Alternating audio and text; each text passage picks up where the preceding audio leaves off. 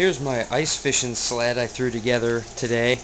I didn't spend too much time on it. I figured really there was no need. It's just a couple milk crates, 4 milk crates built on a 60-inch Torpedo brand Toboggan here that I picked up. I guess they're made in Canada. 60 inches long, 14 inches wide.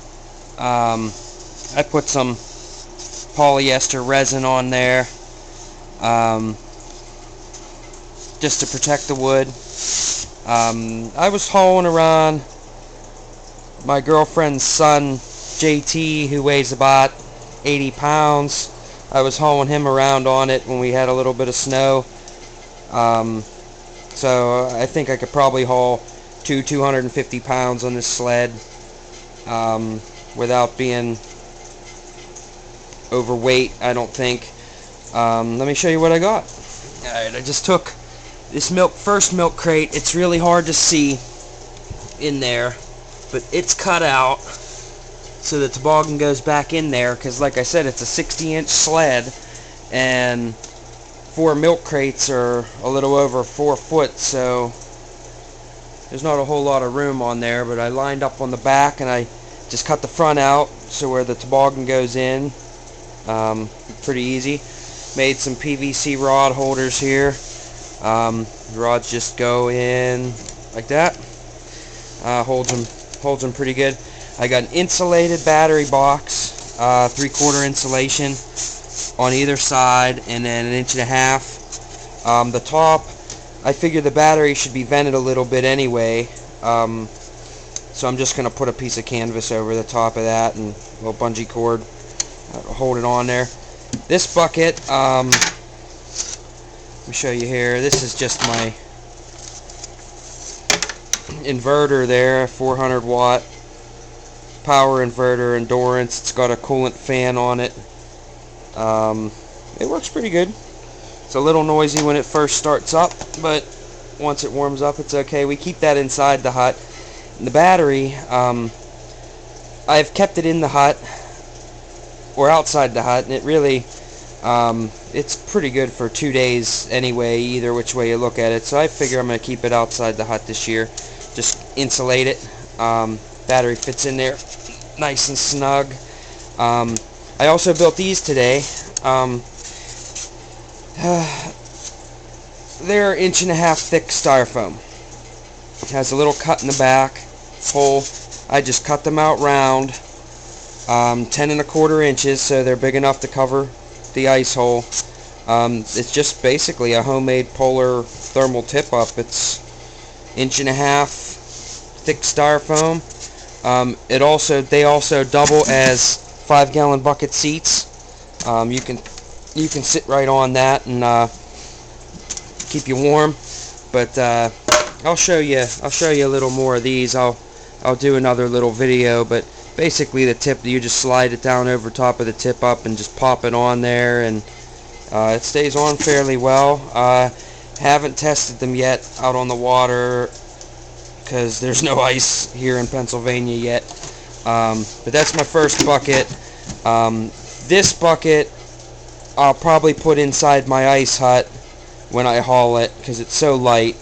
And I'll probably put firewood for my wood stove in this bin here. This bin, it's an empty bucket right now. That's going to be my bait bucket. And then I got all my tip-ups in the back and the ice auger. I'm going to build a mount that holds it. I'm actually procuring a gas auger for this season, so hopefully I won't have to do too much hand drilling. I used an 18-volt XRP DeWalt drill last year. It drilled my holes pretty good. I went through a few drill parts, switches in particular, and this year I wired it up to have a stronger switch. So I'm going to start out with that, but I am just going to go ahead and buy a gas auger. Power converted drills don't really have what it takes for an 8-inch auger. 6-inch auger, I'm sure it would work awesome. But like I said, I cut the inside here. Let's show you. I cut the inside of the milk crate out just to give a little more room if the buckets are out of there. You could put something a little longer in there. It would work out pretty good. I like to have multi-purpose stuff a lot in ice fishing because why haul chairs when you have perfectly good 5-gallon buckets? So I figure we haul all our gear in 5-gallon buckets, and then it basically gives us 3 chairs. It's just because it's dual purpose. I'm gonna build a grid across the bucket here to keep these tip-ups separate. That's a big problem. Tip-up rigs getting caught in other tip-ups and braided lines and hooks getting involved, and I'm just going to go away with all that. Pick up some thin Schedule 20 PVC pipe that's big enough for the reels, get some caps, and I'm going to go ahead and put them in there so they all have their independent little spots. Can't get tangled up. I think that's going to make it much easier. But yeah, this is pretty much it. I got my power for my ice hut.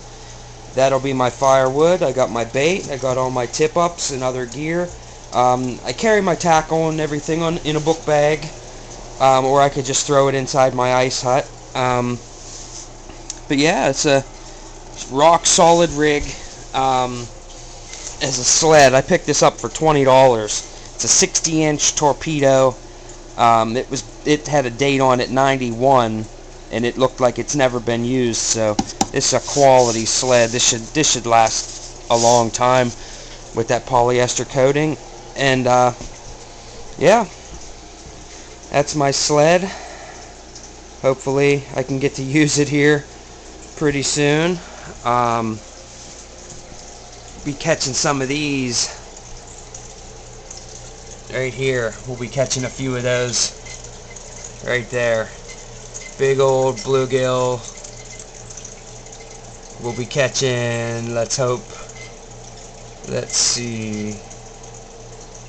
Where's he at? Where's he at? There he is. Hopefully we'll be catching a few of those as well. Hard to find them with all those bluegills. Hopefully we'll be catching some of those here pretty soon, and get out on the water. And yeah, get to use this stuff for once. It's December 3rd, I think, today, and no ice yet. It's supposed to be 48 degrees, and no ice anytime soon. But when there is ice, I will be ready. Hopefully. All right. Well, thanks for watching, and I hope this gives somebody some good ideas.